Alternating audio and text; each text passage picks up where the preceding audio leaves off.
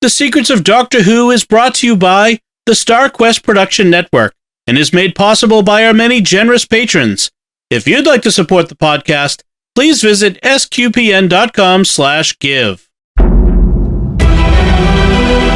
You're listening to The Secrets of Doctor Who, where we discuss everything about the hit BBC series Doctor Who. And today we're discussing the 12th Doctor story, Face the Raven. I'm Dom Bettinelli, and joining me today on the panel are Jimmy Akin. Hey, Jimmy. Howdy, Dom. And Father Cory Sticha. Hey, Father Cory. How's it going? Folks, be sure to follow The Secrets of Doctor Who in Apple Podcasts, Google Podcasts, Spotify, TuneIn, iHeartRadio, in your favorite podcast app, or watch us on the StarQuest YouTube channel at youtube.com/StarQuestMedia, where when you do so, you should make sure to hit the bell to get notifications and, of course, subscribe. And stick around to the end of the show. We have some of your listener feedback that we'd love to share and respond to. And I want to tell you about another show on the StarQuest network you are certain to enjoy called The Secrets of Technology. You can find that wherever fine podcasts are found or at sqpn.com/technology. So, Jimmy, could you give us a recap of this episode? This week, we see the long-delayed departure and death of Clara Oswald. Here's how it happens. Clara has become increasingly doctor-like, and she's recklessly treading in territory that humans should not. She gets a call from Riggsy, a guy she met back in the episode Flatline, and he's got an emergency. He's got a tattoo that is counting down to 0. Upon investigation, Clara and the doctor learn that Riggsy has a wife and a child, and that he has 24 hours of missing memory. They trace what happened to him to a street in London that is filled with aliens and hidden behind a perception filter. The street is run by a Shilder, or Mayor Me, and she keeps the street safe from humans by rigidly enforcing a code of laws. Anyone who breaks the law will be killed by something called a quantum shade that takes the form of a raven. Rule breakers must face the raven and die. Riggsy was framed for the murder of one of the street's inhabitants, which is why he was given the countdown tattoo, indicating the time until he would have to face the raven. Then his mind was wiped and he was let go. We later learned that Riggsy was framed and the woman is actually still alive, and that this was all a trap to bring the doctor to the street, so it really was a trap street. A Shilder has been bribed by the Time Lords to catch the doctor and put a teleport bracelet on his arm so they can take him. She does this. She also takes his confession dial. But before that happens, Clara transfers Riggsy's doom to herself so that he can go back to his wife and child. Clara foolishly assumes that she and the doctor will be able to find a way out of this situation, but a Shilder indicates that by transferring the doom, Clara has cut her out of the deal, and she has no way of stopping the Raven from killing Clara. The doctor is furious and threatens a Shilder with dire vengeance if she doesn't find a way out of this, but Clara points out that the doctor's vengeful reign will collapse as soon as he sees its first crying child, and she begs him not to be vengeful in the wake of her death. She then bravely goes to face the Raven and dies. Afterwards, the doctor tells a Shilder to stay out of his way. The teleport bracelet transfers him away to whatever fate the Time Lords have awaiting for him. The end. Father Cory, your overall impression of this episode? This is one I don't recall liking it that much first. I mean, there's things of it I like, but I don't recall liking it that much first time. And now, of course, having the hindsight of what's going to happen in the next 2 episodes, I really don't like this one because its payoff is cheapened out by the end of this three-parter. It is the doctor goes to Diagon Alley of Harry Potter. I mean, that's basically what it is. It's the same principle, same idea. Clara is her most obnoxious. I think this is one reason why I've always given Clara such. I haven't liked Clara as a companion because she gets this obnoxious. But this is her at her most obnoxious, and as I was watching, it's like, okay, it's not a bad story, but ending is just the ending, which should have been powerful, is just completely wiped out in a couple of stories. So I really don't like this one. I didn't like it in the beginning. I really don't like this one now. Jimmy, how about you? So I decided to watch this one on its own terms. And I know, so the upcoming episodes, Heaven Sent and Hell Bent, the first is considered by many fans to be genius, just stellarly done. Although I have at least one notable criticism of it. And then a lot of them absolutely hate Hellbent when the Doctor finally gets to Gallifrey and effectively undoes Clara's death.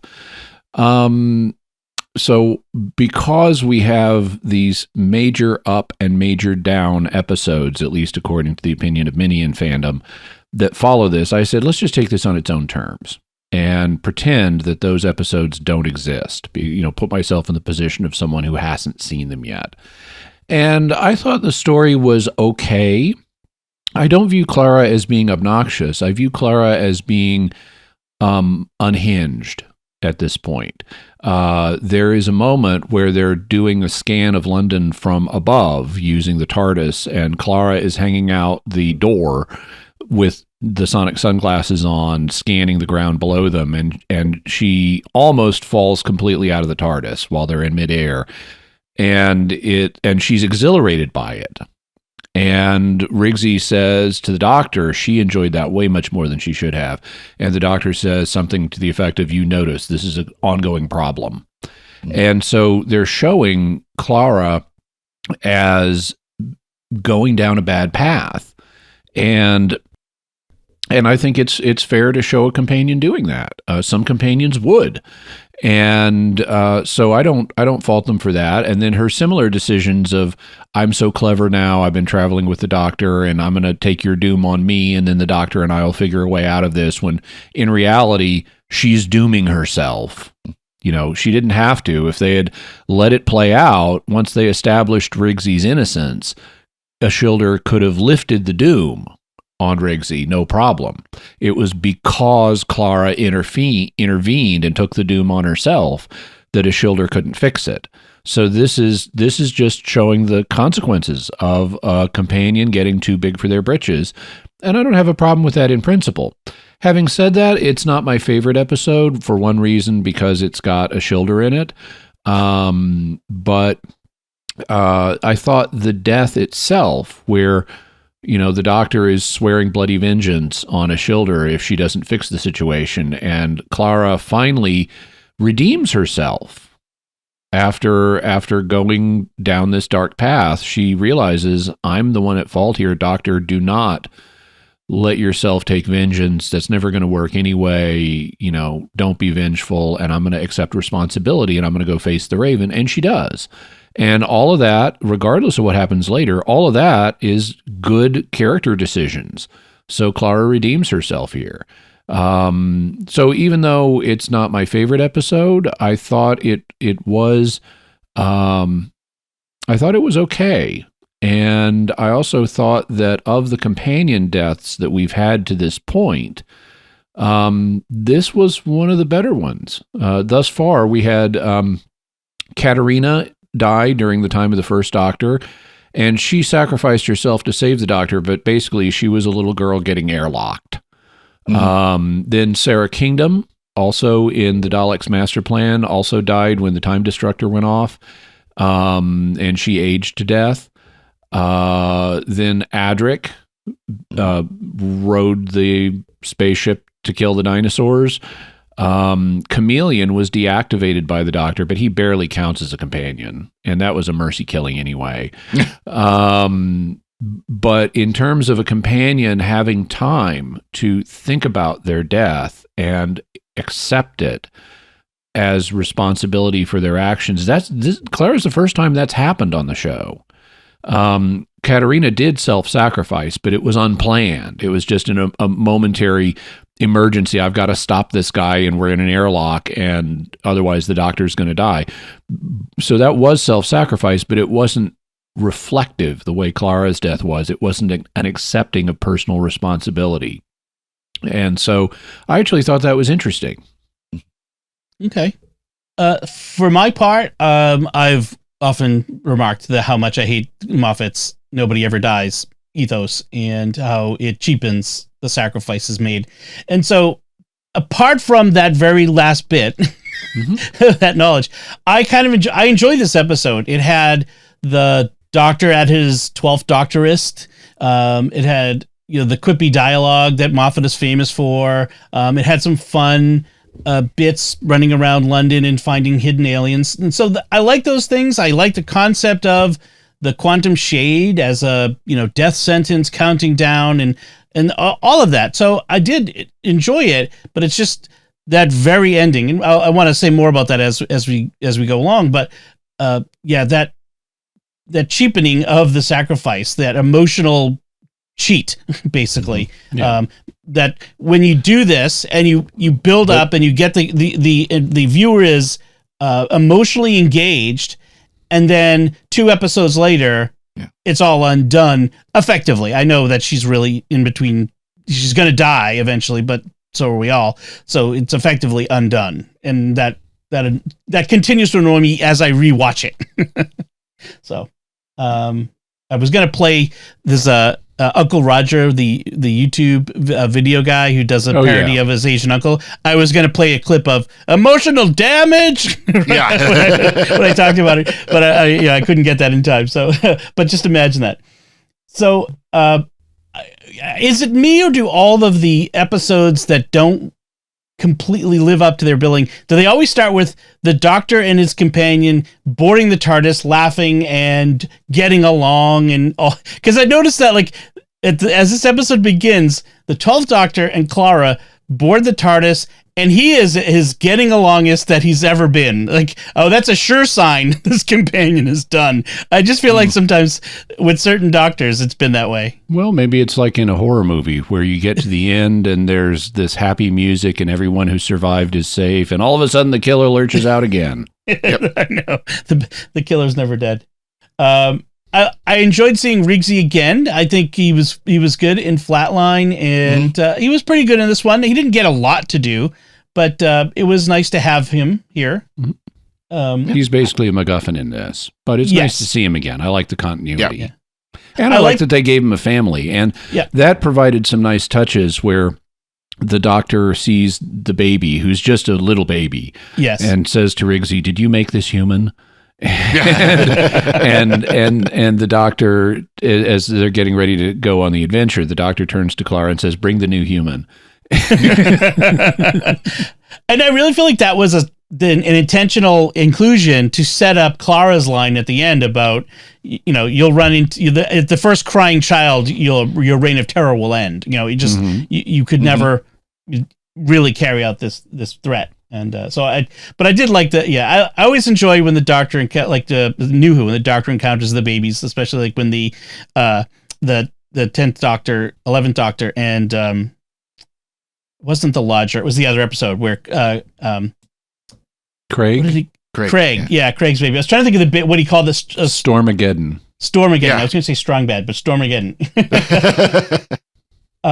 And then we have the first part of this episode is a lot of running around trying to find X on the map. It's a treasure hunt essentially, which is fun. I mean, there's some few nice touches. I like the Doctor pulling out his carrying cards again as he tries to tell Riggsy that he's going to die. And we don't even get to see what's on them, but he starts shuffling through them, and Riggsy notices this behavior and turns to Clara and says, "What's he doing?" And she says, "He's trying to be kind." Right. And he says there's no nice way to tell him he's about to die, which is, that's the way you just told him he's about to die. Yeah. That's the Doctor. I like that so conceptually, there are a couple of things that are interesting earlier in the episode. One is when the Doctor scans Riggsy with the sonic, he then takes him to the TARDIS for a more thorough scan, and that's something that we almost never see. Normally, the Doctor just waves the TARDIS waves the sonic screwdriver at something, and that's it. In this case, he's using the sonic sunglasses, but he still doesn't get what he needs from them. So we get to see an actual scan of someone in the TARDIS, and that makes sense that they would have better scanning technology on the TARDIS where they don't have space limitations. He then tells Riggsy, because of his memory loss, you've been retconned. And that's a term from fandom. Yeah. It originated in comic book fandom. Retcon stands for retroactive continuity. And the idea is a retcon occurs in a comic book or in another medium when they change something in the backstory of a character. Like, for example, originally Swamp Thing was the scientist Alec Holland, who fell in a swamp in a fire with a bunch of chemicals and mutated and became the Swamp Thing. And for years, that was Swamp Thing's origin. But then when Alan Moore came on the title, he changed it so that Alec Holland got covered in the chemicals and the fire, fell in the swamp, and died. And then the swamp fed on the memories of Alec Holland to create Swamp Thing. And so it turns out Swamp Thing was never Alec Holland. He was a plant that believed he was Alec Holland. And so they've retroactively changed the story of the Swamp Thing, and that's known as retroactive continuity or retconning. Here, the Doctor is using the term just to mean they've deleted your memories, which is actually not what retconning is in fandom, but it's kind of a nod to fandom that that they would do that. See, I got the impression it wasn't just they delete his memories, that it was actual drug that they used, because he talks about that his cerebral cortex is swimming in this retcon, like it's a chemical they actually injected into his body. It wasn't just a short phrase for saying they erased your memory. Yeah, no, it is. But it's a great nod. It is a great nod to fandom, though, because Doctor Who does it. All the big universes do it on occasion. Yeah. So it's kind of a good nod to say, this happens. William Hartnell was not the first Doctor. There were all these others before him. The Timeless Child, that was a retcon. Yep. Yes, exactly. Doctor does it all the time. So as was Brain of Morbius. So yeah, right. Well, I don't know about Brain of Morbius because the 12-limit regeneration hadn't been established at that point. But it was still, we still knew that there was. It was new. Doctors before. True. Right. Yes. William Hartnell. Yep. So I like the concept of the hidden streets, like that there are secret pockets of hidden alien life living all around us. It's kind of like the movie. Never mind. I was going to say, I mentioned Diagon Alley from Harry Potter, where that's exactly what it is there's this hidden alley that you can only, it's hidden from sight. Normals don't see even the tavern that it's hidden in. But once you're, if you're a wizard, you can see it. Well, it's kind of the same thing here. Normals are walking by this alley all the time. But once you're fixed on it, you can finally see it. I wonder why, it's so clearly lifted from Harry Potter. They didn't even make a joking reference to it. Well, it even looks like it. It even looks like Diagon Alley. I don't know if it may have been lifted from Harry Potter. I don't know that, though, because they actually base it on a real world concept of a trap street. Trap streets are real things, and map maker, as they explain in the episode, map makers, if you're making a map of a city, you put in a fake street that doesn't really exist as intellectual property protection, so that if you later, let's say I make up, name a street after my late wife and call it Renee Boulevard, and I put it on the map, and then if I ever see Renee Boulevard on someone else's map, that's proof that they lifted material from my map and have violated my copyright on that map. So it's an intellectual property protection device. And they have similar things. You put in fake rivers or fake mountains or, other fake things on larger scale maps. But it's something that's real that not a lot of people know about, because obviously if trap streets were commonly recognized on maps, it would defeat their purpose. Yeah. And so they're meant to be small and unobtrusive and things that people don't notice. And so for all I know, Stephen Moffat may have been inspired by actual trap streets to incorporate this. I suppose. I mean, Diagon Alley is so famous, Harry Potter and stuff. And this is not, technically it's not a trap street in the sense, although the Doctor keeps calling it a trap street, but a trap street doesn't exist, whereas this did. So I don't know. I'm just surprised it was the joke was right there and they didn't go for it. That's all. It's not a big deal.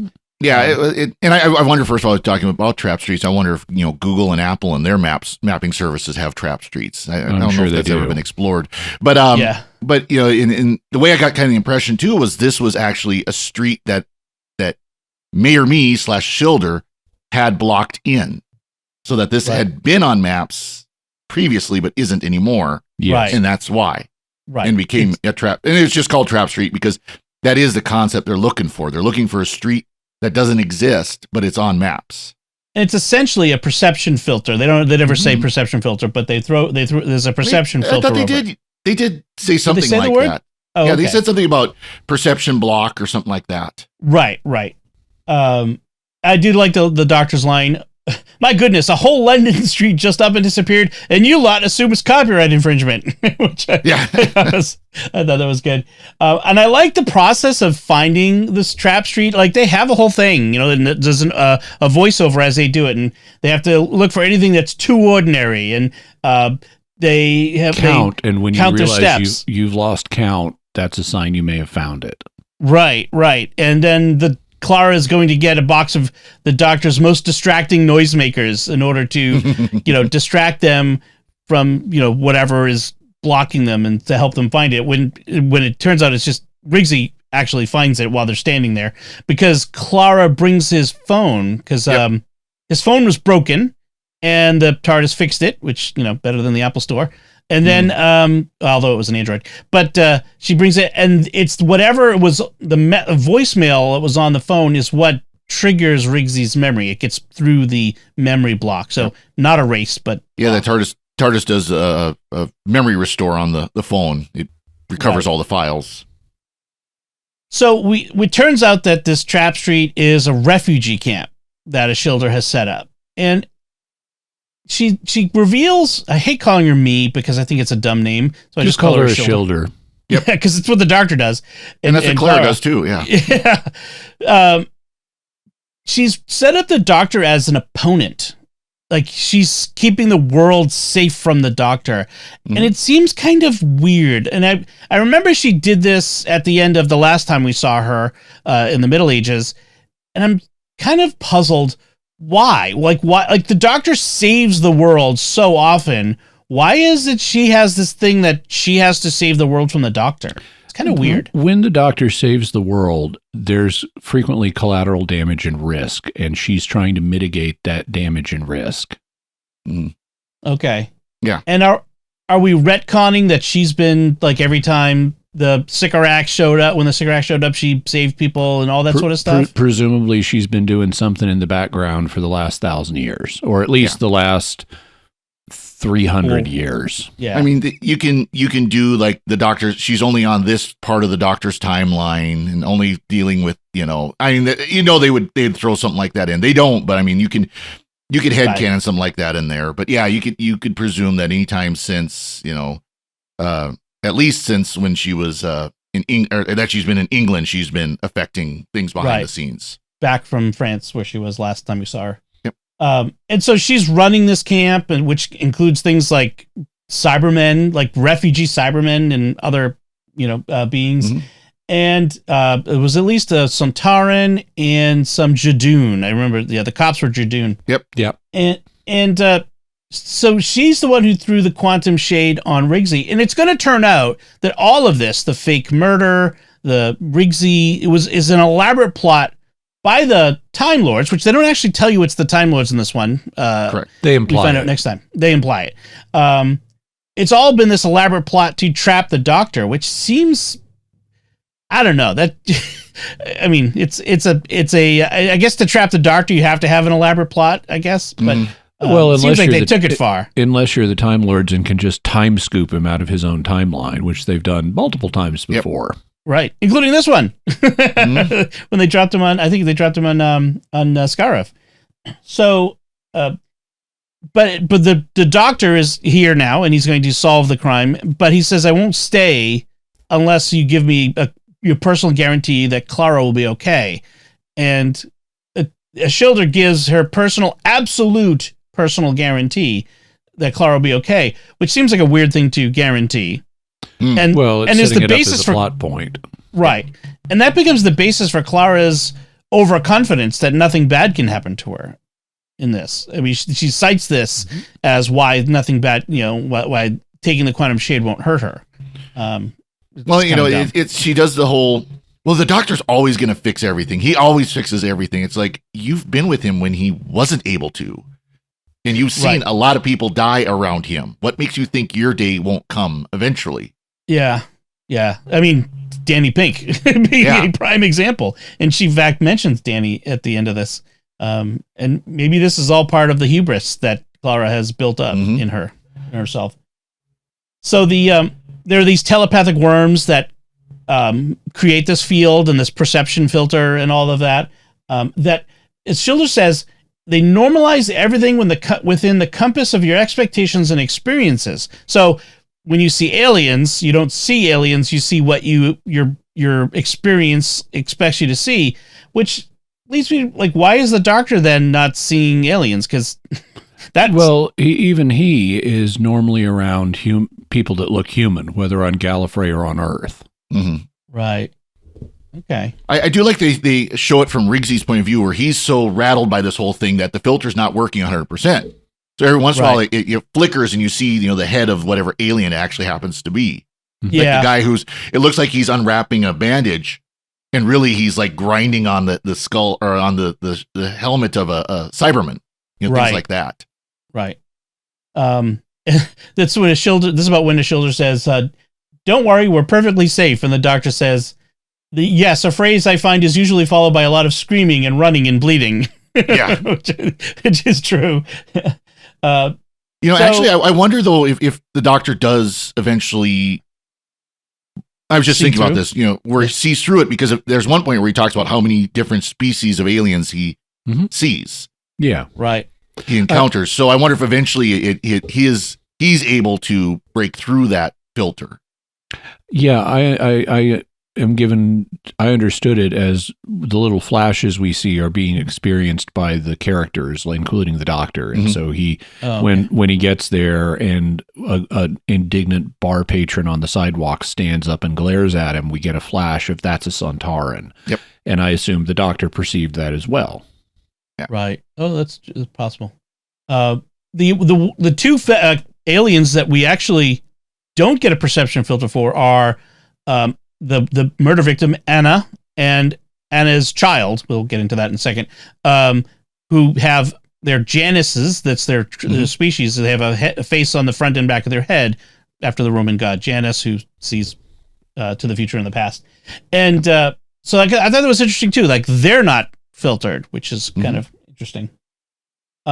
So Schilder says, like, the chronologue, there's basically the penalty for the smallest crime, which is what it seems, is death. And that's the only way you can keep peace. She says, peace on the street depends on one thing: to break it in any way is to face the Raven. And my question is that really peace? Is that justice? Well, I mean, these people have consented to be there. So, they've agreed in principle to the rules of the society. And so if you want refugee status and get to live on the street, those are the rules. Now, you could argue that the rules should be changed. But Schilder's point of view is that, given the nature of the refugees, I mean, at one point the Doctor encourages her to give a merciful death to someone who's broken the rules, which is our red shirt who's about to be sacrificed so we can see what facing the Raven is. And she says, do you think a Cyberman would care about a merciful death? The only way to motivate people, to keep the rules, is to be harsh. And so she could appeal to the psychology of the individuals that she's working with, who are battle-scarred aggressors, many of them from other planets, that you need this kind of firmness in order to make all this work. And that's arguable, since all these characters are fictional. And you can make up whatever psychology you need to justify your rules. Right. So she could be right. Yeah, but there's no mercy. There's no mitigation for circumstances. Presumably they don't kill you for spitting on the ground. Presumably the lowest of the crimes that carries a punishment is going to be fairly substantial. The one we have two examples. One is murder. And so death penalty for that, well, people have seen the logic of that for thousands of years. And the other was stealing medical supplies that are needed by other people. and that it also endangers life. So presumably it's not, oh, you dropped a gum wrapper on the sidewalk, now you have to face the Raven. Right, like a bad Star Trek episode. Yeah. So at one point, Clara tells the doctor that they need to go and investigate to find out who really killed this woman. And she tells the doctor, I'll be good cop, you be bad cop. And he says, why can't I be good cop? And she says, we've talked about this. The face. He's like, oh, right. Which his face. It's hard to be good cop with the angry attack eyebrows. I did like that. So Clara realizes, based on the red shirt who died earlier, that it is possible for someone else to take the death sentence from the condemned. Because the red shirt's wife begged him to transfer it to her. Right. And so Clara thinks she's being clever and says to Rigsy, give me the death sentence, the chronolock, and Schilder's guarantee of my safety will kick in and she'll have to stop. And not having all the information that she needs. But as you mentioned, like, she's so sure and confident of everything through this episode, almost over the top. So like, even in the last few episodes before this, she wasn't like this. She's suddenly this over the top, just reckless. I mean, reckless confident to the point of, kind of the type of person that I could walk off a cliff and it'll be like a Looney Tunes where I could just keep walking. Right. And I felt like they could have done a better job of building to this. I mean, there's been a lot of the Clara taking on the doctor's characteristics, which is what we see often with companions who right before their departure in the modern age. In the modern, right. Whereas with this, she just went even like from 0 to 60 between these two episodes. I felt like they could have done a little better job of building to that, but that be that as it may. The victim of the crime, Anna, is they picked the kindest, gentlest person that was like no one would want to hurt her, and it's kind of diabolical in a sense because they wanted to make the crime so heinous that everyone would demand Rigsy's death, and that would be enough to get the doctor to show up, which I think is kind of wow. This as Worcester, or as Jeeves would put it on Jeeves and Worcester, this plan is filled with many imponderables. Well, did they even mention who actually did it? Did I miss that? Nobody did it. The woman's just in stasis. But she was injured. It was all faked. It was staged, and then they put her in a stasis pod so that she would seem dead. Right. Although the daughter knew she wasn't dead, right? I mean, I think that was part of the deal. Yeah, the daughter knew. So and that was again. This is part of the but someone still had to put. Why did she do it? Why did she go along to be the victim? Who actually set her up for it? And it's all these like you said, imponderables. It's like this is right. Well, big loopholes. Yeah, when I say imponderable, I mean something that is improbable. Right. In all probability, they would have, if they'd put this plan into motion, the doctor would not have come, and it would have failed. Right. Because it depends on them knowing that Rigsy has a way to reach the doctor, which even the doctor didn't know he had. And he'd have to discover his tattoo, and he'd have to freak out about it, and he'd have to contact it. There's a whole bunch of steps in there, any one of which could have failed, causing this plan to fail. But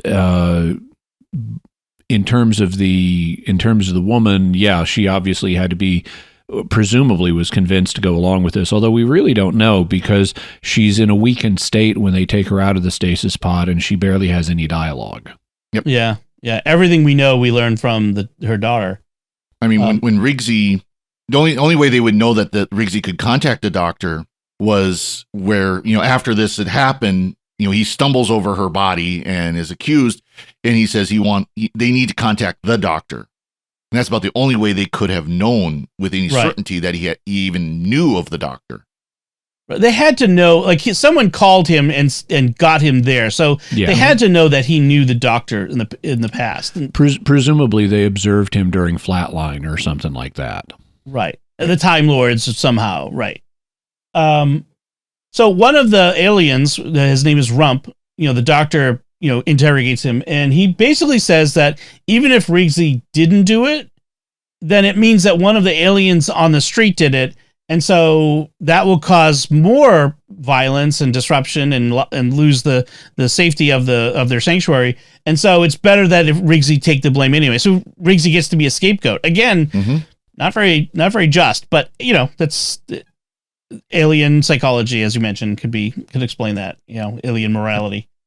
So I just thought to mention that one.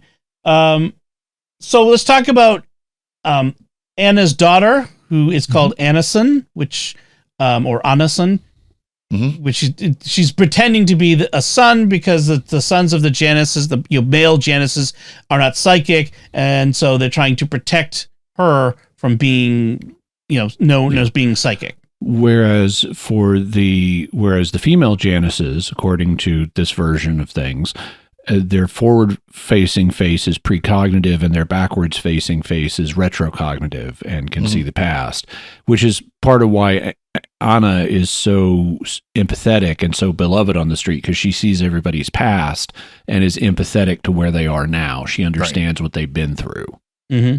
And so to keep her daughter safe, so at some point Anna had a daughter, and the daughter of course would inherit the normal Janus precognitive retrocognitive abilities, and Anna for some reason concluded that would endanger her daughter, like people would try to exploit the daughter, and which I guess wouldn't happen on Janus, but maybe among these rowdy aliens it might. And so she decided to raise her daughter as if he were a son, so nobody would realize that the child was psychic and try to exploit it. Right. By the way, did you recognize the actress who played the daughter? It's Letitia Wright, who plays Shuri in the Black Panther movies. Oh, which I have not seen. Yeah. So, I didn't recognize her, but I recognized the name in the credits. Like, I was trying to figure out where I'd seen that name before. Yeah, she's good. She's a good actress. I mean, I liked her in the Black Panther movies.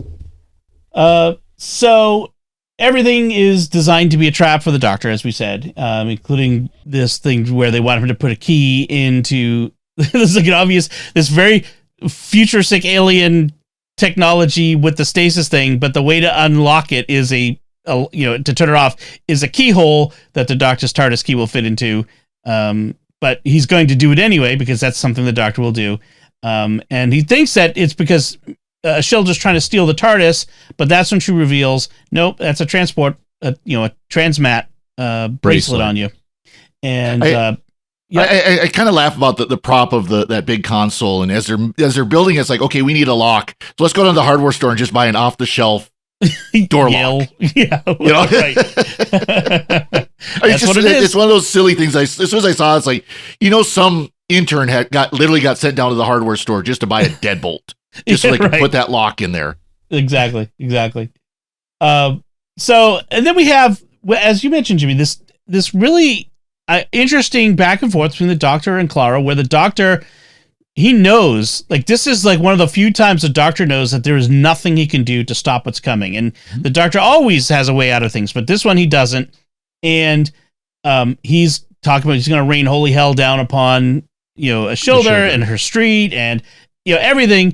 And Clara's like, don't become the monster. Like, don't become a warrior. Stay a doctor. That's her thing. And it's interesting to see her accept her fate that she's walked into, that she's done to herself. And even as she's about to die, she's focused on the Doctor. The Doctor's kind of focusing on his own feelings, and losing her. But she's sort of outwardly focused. And I kind of like this. It's a self-sacrificing moment. She's not only just sacrificing her life for Rigsy through the mistake, but she's also kind of sacrificing her emotional goodbye to save the Doctor before she goes, which is, I think this was nicely written. I liked this part. Yeah. It was affecting. I liked that they brought in through a bit of dialogue. Clara says, maybe this is what I wanted. Maybe this is why I kept running. Maybe this is why I took all those foolish risks. So they're hanging a lantern on Clara's behavior and suggesting that she might have had a covert death wish, especially after Danny Pink, Right. which they don't say, but easily could have. Absolutely. And I remember she could even say, maybe this is how I get to be with Danny again. She does mention him here, but not in that way. Yeah, but his name does come up as another one that the doctor lost, basically. Except the doctor wasn't even there. He just got run over in the street. Right. I suppose the conversion to Cyberman or whatever. But in any case, it's a good death scene. I remember when I first watched it, I kind of didn't believe that she was going to die. And so it didn't have the punch that it could have. Like, I didn't think Moffat's going to kill a companion in the third to last episode of the season. Like, that's not a thing. And as usual, the doctor's going to get her out of it at the very last minute. And so when I remember the first time I watched it, it didn't have the emotional punch of, wow, we're losing a companion here. This, person who's been on the show for this long. This time watching it, funny enough, even though I know what's coming, it actually had more of an emotional punch because I wasn't reserving that judgment. I knew what was going to happen eventually, but it's still, Clara doesn't know. And so I kind of put myself in Clara's, shoes and kind of had that connection there. So it's kind of a funny difference to that one. But I thought it was a good death scene for death scenes. After Clara dies, the doctor does tell Ashildr, like you said, I'll do my best, but I strongly advise you to keep out of my way. You'll find that it's a very small universe when I'm angry with you, which I think is a great threatening line. Throughout there. This was kind of an interesting moment for Ashildr, where she kind of saw the doctor as mostly harmless, to use the phrase of Hitchhiker's Guide. Where she had nothing to fear from the doctor. She had nothing to worry about him. He caused harm. He saves planets, but like we talked about collateral damage and all that. But this moment, she realized, no, I just unleashed a storm. And this storm will harm me if I'm not careful. Yeah. Oh, I messed up. Yep. I really messed up. So, and then we end with the doctor being teleported away and to be continued. So, any other thoughts about this episode? Father Cory? Yep. Jimmy? One thing that occurs to me is Ashildr's sort of draconian way of running the street is likely to be unstable over the long term because that kind of, okay, we have a limited number of rules, but we're going to enforce them rigidly and without mercy. That can work if you're like on an island or something and you all need to hang together in order to survive. But they're not literally on an island in the middle of London. There's a human society out there with people who are able to deal with aliens like UNIT and Torchwood and other groups like that. And so there's a play, and there's the what do you call them? The Zygons out there. And so there are other options besides the Trap Street. And if you're on the Trap Street and you're dissatisfied with the way things are being run, you could go elsewhere. And in fact, if you, before going elsewhere, if you mouth off in the wrong way to Ashildr and she puts a quantum raven on you, you could run out of the street and scream about it and call attention to it and alert the authorities to the aliens living in their midst. It's not like the inhabitants of the street are all at Ashildr's mercy. They have other options they could pursue. And so if she is perceived as running things too heavy-handedly, then her control over that street is going to fall apart. So I don't think this, while this kind of we've all got to hang together or we're going to hang separately thing can work if you're like on an island somewhere, struggling to survive at subsistence level, as soon as you get other options, that kind of ethic falls apart. And so I don't think her street ethic I think it's unstable in the long term. I agree. I mean, it is kind of interesting, this idea that this refugee camp is really literally in the middle of London. Like, yeah, if you want to be hiding, why don't you go in the middle of nowhere? Yeah, actually, speaking of which, so as an example, we got our red shirt this episode who died, but his wife is left.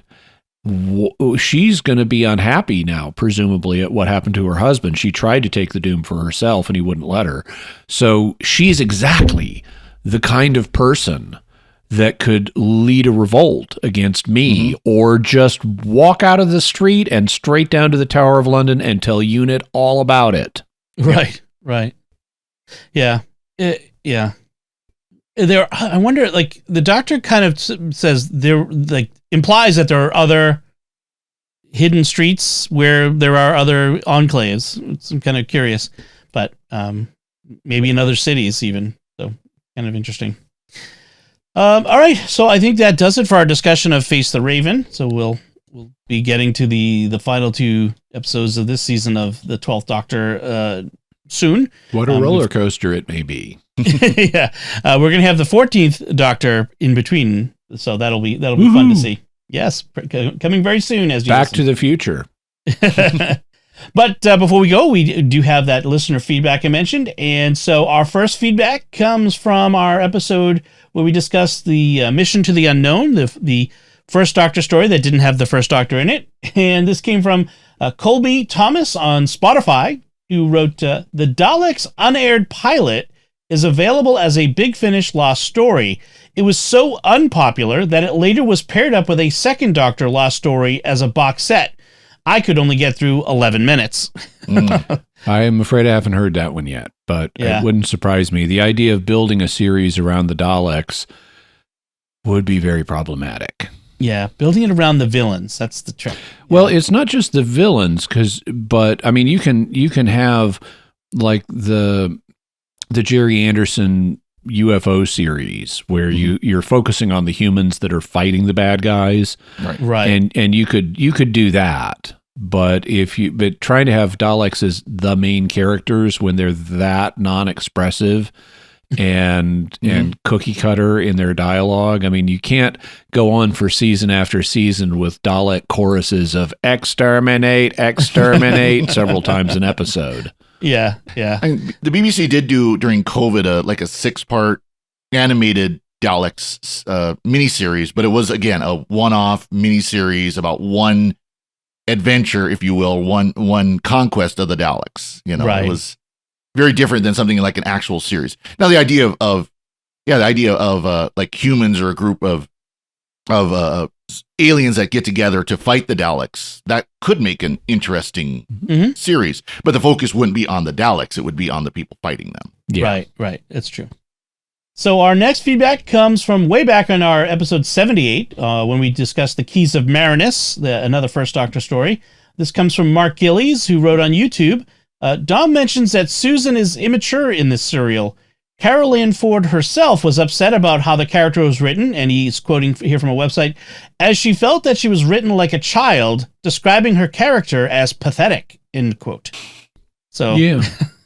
Carol Ann Ford was unhappy with the way her character developed or failed to, and that's why she left, because she didn't think that the part was going in the direction she wanted. One of the things that she had been heartened by was when they did the Sensorites. You know, they explored Susan's psychic abilities, and she thought that opened up an aspect to the character that could be exploited in the future in a promising way. But they never really followed up on that, so she ended up deciding to leave. And they kind of figured it out with Vicky and Victoria, who both were teenagers, but more mature. Right. They weren't, screamy all the time. Yeah, and Zoe's the best of them. Of the young teenage companions. She is until Ace. Right. And they weren't ready for Ace in 1963, but no. But Zoe wasn't too far off, and she worked well. Yeah, I couldn't imagine I couldn't imagine the first doctor saying, "Give me some of that nitro-9 you're not supposed to have." Yeah. I mean, My Zoe dear. comes across. Yeah.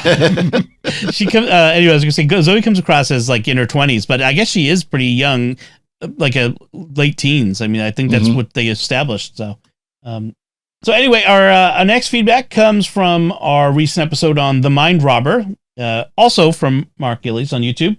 It's funny you should mention the Celestial Toymaker in this one, as it has been confirmed he is the villain that Neil Patrick Harris plays in the 14th Doctor special that's coming up. Yep. They confirmed that on Twitter. And it was interesting. The Toymaker is a bit of a sensitive character today because of how concerned our culture has become with ethnic considerations. So originally, the character was known as the Celestial Toymaker, and he was dressed in a costume that was like of a Chinese mandarin, and he was he and the term celestial refers to the Chinese Empire, the Celestial Empire. Yep. And so you could also gloss his name as the Chinese Toymaker, even though he was not portrayed as being from China. He kind of dressed in a Chinese way, but he's meant to invoke Chinese culture, but he's really some immortal, powerful being that can overmatch the Doctor. And so he's clearly not even from Earth. But he was a very popular character, and they were planning on bringing him back during the John Nathan Turner era of the show. In fact, they had commissioned a story where they were going to bring him back the season after Colin Baker got fired. And Big Finish has subsequently done that as a lost story with Colin Baker. Nice. So you can listen to that. But people have been anxiously waiting and for the return of the Toymaker and talking about it in fandom for a long time, except for those who are culturally, I don't know what the right word is, hypersensitive. And it's like, oh, this is a racist character, blah, blah, blah, blah, blah. He wasn't even played by a real Chinese guy, because how many of those were there working for the BBC in 1965? And so what they did on Twitter is they dropped Celestial. And they just said Neil Patrick Harris is the Toymaker. So it appears that's what his name is going to be moving forward, to avoid all the politically correct woke issues about race and ethnicity and stuff. Yeah, and he's also dressed now in top hat and tails, so very much not Chinese. Or as Geppetto in this European costume. Right. Yeah. The costumes that we've seen in the trailers are all not Chinese at all. Yeah, at all. It's interesting they got an actor of his stature. I mean, he's a well-known American actor. Well, I think he said he wanted to be in Doctor Who at some point. I mean, he's kind of a sci-fi geek, So yeah, I think he said he's wanted to play a role. Also, the original actor who played the Celestial Toymaker, Michael Gough, was a British actor of some stature, I gather. Yep. So thank you everyone for your feedback. We love getting feedback. So we'll share more in future episodes. So as we wrap things up, I want to take a moment to thank our patrons who make it possible for us to create the Secrets of Doctor Who, including Peter T, Jonathan M, Ann H, Steely, and Christopher F. Their generous donations at sqpn.com/give make it possible for us to continue the Secrets of Doctor Who and all the shows at StarQuest, and you can join them by visiting sqpn.com/give. And we'd also like to thank Zyman Yannick, who edited this episode. So that's it from us. What did you think of Face the Raven? You can let us know by commenting on the show at sqpn.com or the Secrets of Doctor Who Facebook page, or send an email to drwho@sqpn.com, or visit the StarQuest Discord community at sqpn.com/discord. And you can watch The Secrets of Doctor Who on our YouTube channel at youtube.com/StarQuestMedia, where you can also leave a comment. We'll be back next time when we'll be discussing the 4th Doctor story, The Talons of Wing Chiang. Speaking of Chinese. Until then, Father Cory Sticha, thank you for joining me and sharing the secrets of Doctor Who. Thank you, Don. And Jimmy Akin, thank you as well. Thank you, Dom. And once again, I'm Dom Bettinelli. Thank you for listening to the secrets of Doctor Who on StarQuest. And remember, there's no nice way to say you're about to die.